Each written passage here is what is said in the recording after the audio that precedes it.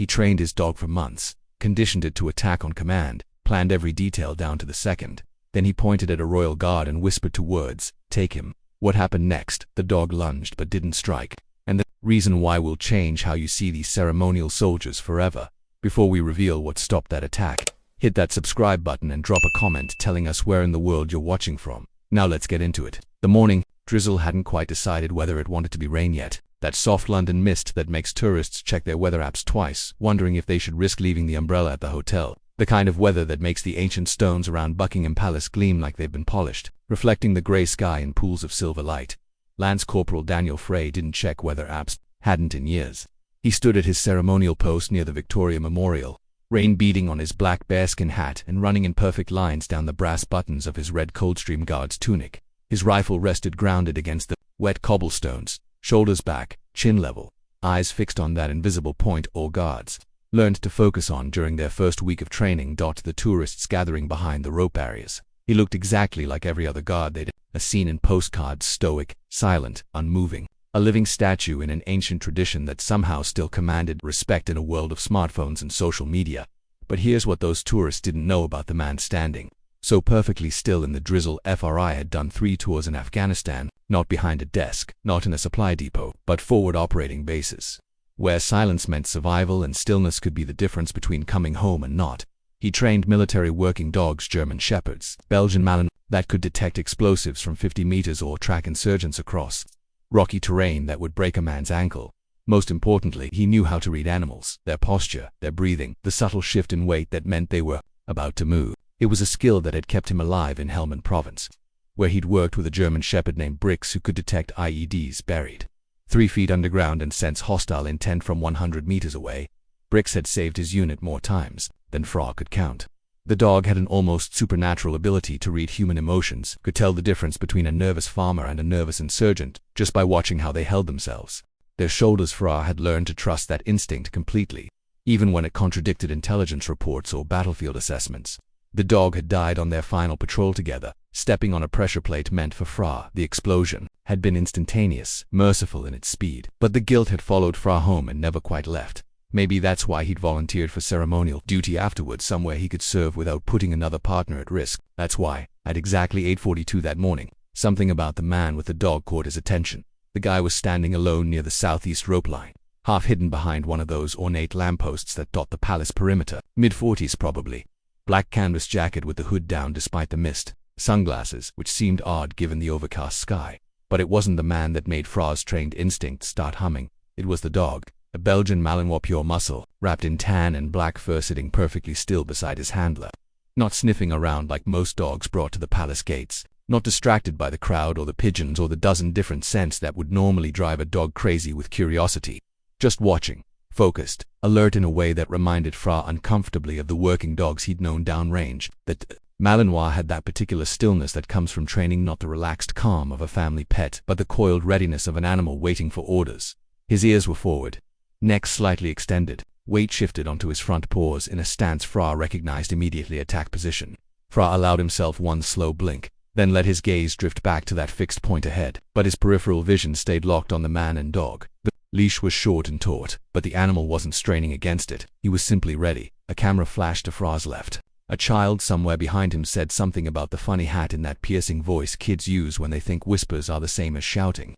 Tour groups moved past in the eternal rhythm of London tourism, Japanese businessmen checking their watches, American families debating lunch plans, elderly couples walking arm in arm under shared umbrellas. Normal routine, exactly the kind of controlled chaos that makes palace security guards sleep well at night, except for the man with the sunglasses whose hand had just moved inside his jacket.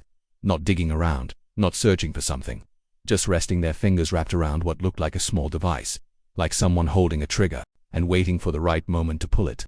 The dog's breathing had changed too, shorter, more controlled, the kind of respiratory pattern Fra had seen in working dogs just before they were released to engage a target. A shift change would begin. In 8 minutes, that's when crowd density usually peaked. More noise, more movement, more opportunities for someone to create chaos. While security was transitioning between posts, Fra's right boot shifted half an inch against the wet stone.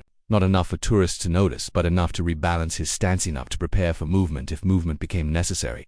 Behind those mirrored sunglasses, the man was watching him, and the dog hadn't blinked in over 30 seconds. 6 years. That's how long Kieran Locke had spent in HMP singly. And not once during those 72 months had he stopped thinking about this moment. Not about redemption or rehabilitation or any of the other words the prison counselors liked to throw around. About this standing outside Buckingham Palace with a weapon nobody would recognize until it was too late. His first month inside, he'd paced his cell like a caged animal. Not from guilt. He'd never felt an ounce of that for clocking the military police officer who'd arrested him during that protest in Manchester. The bastard had it coming, standing there in his pressed uniform thinking his badge made him untouchable, but the ease with which they'd taken him down afterward that still burned. 3 officers, professional, efficient, utterly unbothered by his rage. They'd handled him like he was nothing more than paperwork with legs. No emotion, no acknowledgement that he'd landed a solid hit on one of their own. Just calm, systematic processing. That's when he had understood the real problem.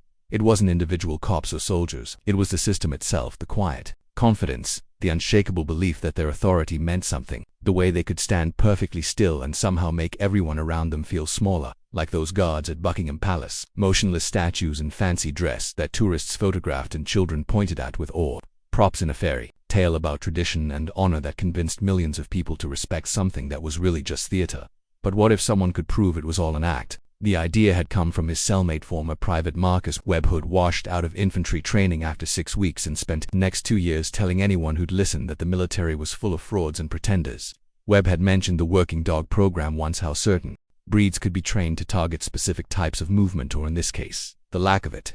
These ceremonial guards, Webb had said during one of their late-night conversations, they're trained not to react. What happens when something comes at them that doesn't care about their training?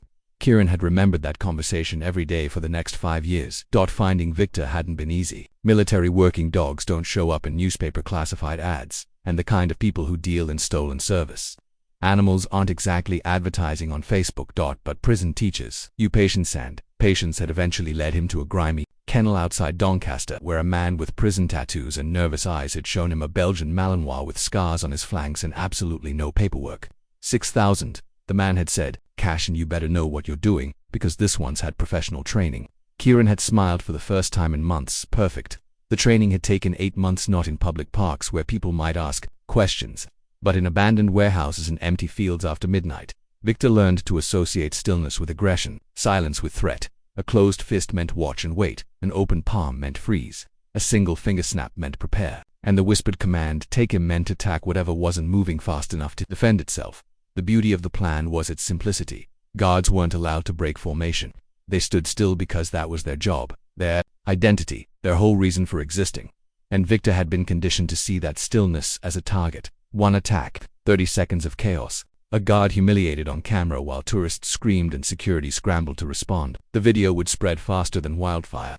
Proof that these ceremonial soldiers were nothing more than window dressing brought down by a single dog who knew what they really were. Nobody would get seriously hurt. Victor was trained for takedowns, not kills, but the message would be unmistakable. Your untouchable guards aren't so untouchable after all. Now, standing in the morning drizzle with his thumb resting on the concealed training clicker, Kieran watched the soldier and felt that familiar surge of anticipation.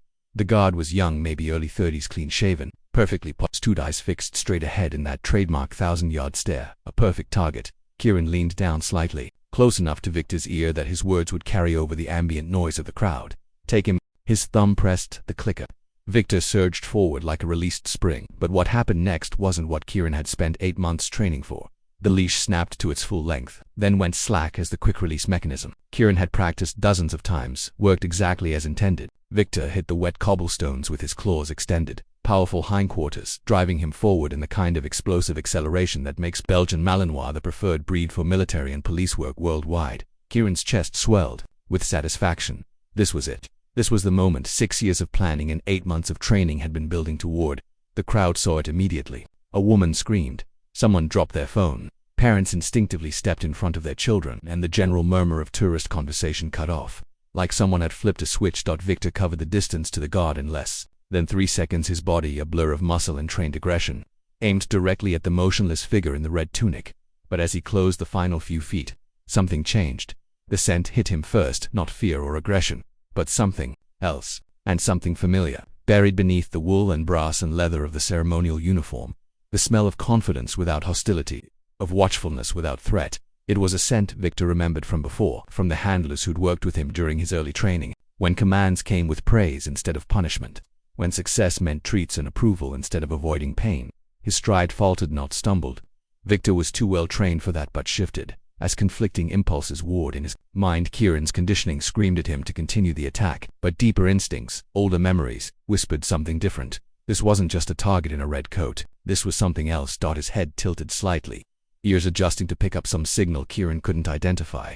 The guard's breathing was controlled, steady, not the rapid, shallow pattern of fear that Victor had been taught to exploit. And his posture, while rigid, didn't carry the tension of someone preparing to fight or flee. Instead, there was something almost familiar about the way he stood, patient, watchful, ready, like the handlers Victor remembered from before everything changed. And then, just feet from his target, Victor stopped, dead still, front paws planted firmly on the wet stone, chest heaving with exertion. But no growl, no snarl, no continuation of the attack he'd been trained to execute. He simply sat. Kieran felt his breath catch in his throat.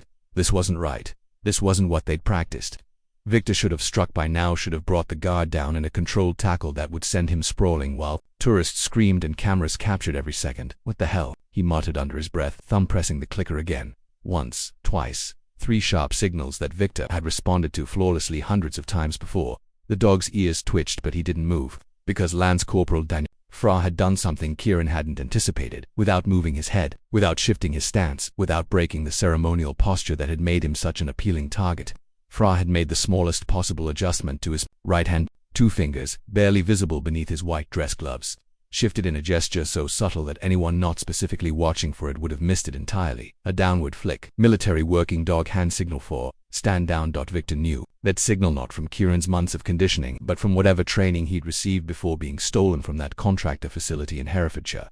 Deep muscle memory, the kind that survives even the most intensive retraining. The Malinois whimpered, once not in fear but in confusion. 2 sets of commands warring in his head. 2 different authorities claiming his loyalty, and he'd chosen the one that felt familiar. Fra still hadn't moved, still hadn't spoken, still hadn't acknowledged the crowd that was now staring at him with a mixture of shock and growing understanding that something extraordinary had just happened. But when he finally spoke, his voice carried clearly across the courtyard. Who trained him for you? The question wasn't directed at Victor. It was aimed straight at Kieran, cutting through the noise and confusion like a blade, because no dog trained purely for aggression would respond to military hand signals. No animal conditioned to attack ceremonial guards would choose to sit on command from his intended target, unless he recognized something in that target. Something familiar, something that reminded him of the handlers he'd known before his training was corrupted for someone else's agenda. Kieran took a step backward, his confidence evaporating like morning mist. Victor was supposed to be his weapon, his proof that these guards were nothing special. Instead, the dog had just demonstrated exactly the opposite. Security was moving now. Modi plainclothes officers appearing from their positions around the square, radios crackling with coded reports. The tourists, who were backing away, giving the scene space, but nobody was running. The moment felt too controlled for panic, measured for chaos, and Kieran suddenly realized that he wasn't the one in control anymore. Maybe he never had been. The odd officers approached with the kind of calm efficiency that comes from years of handling unusual situations without making them worse. No rushing, no shouting, no dramatic gestures that might escalate an already tense moment. The lead officer was mid-40s, plain clothes but unmistakably military in his bearing. He kept his hands visible, his movements deliberate, his voice low, enough that tourists couldn't overhear but clear enough that Kieran understood every word. "Sir, I need you to step away from the dog slowly and deliberately." Kieran looked around frantically, searching for some way to salvage the situation. Victor was still sitting exactly where he'd stopped, close enough to the guard that they could have been posing for a photograph, close enough that it should have been obvious who was supposed to be in control. "He's my dog," Kieran said, his voice louder than he'd intended. "This is just a misunderstanding." The officer didn't respond immediately. Instead, he gestured to his partner, who began moving to flank Kieran's position while remaining far enough away to avoid seeming threatening. "We'll sort that out in a moment," the lead officer said. "Right now I need you to comply with my instructions." That's when they searched him. Professional, thorough, respectful enough that watching tourists couldn't claim they were witnessing police brutality, but comprehensive enough that they found everything: the training clicker in his jacket lining, the meat-scented gloves in his back pocket, the small pouch of high-value treats laced with scent enhancers designed to trigger aggressive behavior, a folded piece of paper with hand-drawn diagrams showing guard positions around the palace perimeter, and a printed photograph of Victor in full attack posture with handwritten notes about timing, positioning, and escape routes. "Interesting collection," the officer said, holding up the clicker. "Training equipment." Kieran's face was flushed now, his carefully planned composure cracking under the weight of failure. "You don't understand. I trained him for months. He was supposed to attack a ceremonial guard, the officer finished. Yes, we gathered that. Meanwhile, Lance Corporal Fra had finally broken his rigid posture. Not dramatically, not with any flourish that might satisfy the tourists, who were now filming everything, but with the kind of controlled movement that spoke of absolute confidence in his own authority. He knelt beside Victor, one hand extended, palm down in the universal canine greeting. The dog moved toward him without hesitation, pressing his muzzle against Fra's glove in a gesture of recognition and respect. "Hey there, boy," Fra said, quietly. His voice carried the particular tone that experienced handlers use with working dogs, calm, confident, completely without threat. "Someone's been messing with your training, hasn't he?" Victor's tail wagged once, just once, but enough. Fra looked up at the mod officer. "He's got a chip. Military working dog, unless I'm mistaken." The officer nodded to his partner, who was already pulling out a handheld scanner. "We'll check that now. Belgian Malinois, probably 5 or 6 years old," Fra continued, gently examining Victor's ears and muzzle with the practiced efficiency of someone who'd done this hundreds of times before. "Look at these scars, professional training marks. And see how he responds to handler contact. He knows what he's supposed to do." The scanner beeped. The officer read the display, and his expression shifted from professional concern to something approaching anger. "Victor, 5 years old. Registered to a military contractor in Herefordshire. Reported stolen 9 months ago along with 2 other dogs and a transport van." Kieran's mouth opened then closed. His carefully constructed narrative, the months of planning, the patient training, the perfect execution, was falling apart in real time. "You stole him," Fra said. "It wasn't a question. I bought him from someone who stole him. Fra was still kneeling beside Victor, but his voice had taken on an edge that made several tourists step back instinctively. "You bought a military working dog from thieves, spent months trying to turn him into a weapon, and then brought him here to prove some point about ceremonial guards." He stood slowly, Victor moving to sit beside his left leg as if they'd been partners for years. "The only thing you proved is that you don't understand the first thing about dogs. Soldiers or honor." The crowd had gone completely silent now. Even the children had stopped chattering, sensing that something important was happening if they couldn't quite understand what. One of the mod officers approached Fra with a leash. "We'll need to take him for evaluation." Fra nodded, then looked down at Victor one more time. "Good boy. You made the right choice." As they led Kieran away, no handcuffs, no dramatics, just professional escort toward an unmarked vehicle. He called out one last time. "He was mine. I trained him. This isn't how it was supposed to happen." Victor turned his head slightly at the sound of his former handler's voice, then looked away. The crowd began to disperse slowly, quietly, like people leaving a funeral. Rather than a tourist attraction, they'd witnessed something they couldn't quite name. Not violence, not drama, but something deeper. Something about choices and loyalty and the difference between training and trust. Many lingered, phones lowered now, speaking in hushed tones about what they'd just seen. An elderly man with a remembrance poppy on his coat lapel spoke to his grandson. That guard never moved. Lad never flinched. But he stopped that attack with nothing more than his presence. A young mother explained to her confused daughter. "The dog chose to listen to the right person, sweetheart. Sometimes that's the bravest thing you can do." The word was already spreading through social media, but not in the way Kieran had intended. Instead of a viral video showing ceremonial guards being humiliated, the clips showed something entirely different. A soldier's quiet competence, a dog's moment of moral clarity, the power of choosing respect over revenge. Someone had captured the exact moment. Victor sat down the instant when months of conditioning gave way to deeper instincts.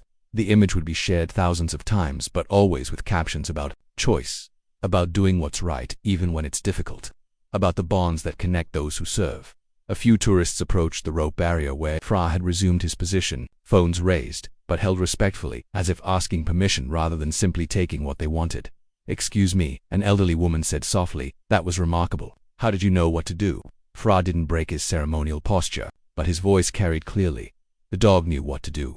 I just reminded him." Later that afternoon, after providing his statement to investigators and watching Victor be led away by MOD handlers who promised to keep him informed about the dog's evaluation, Fra returned to his post outside Buckingham Palace. The tourists were different, now quieter, more respectful. Word had spread through social media and news reports about the guard who'd stopped an attack without throwing a punch, drawing a weapon, or even raising his voice. The videos were already circulating.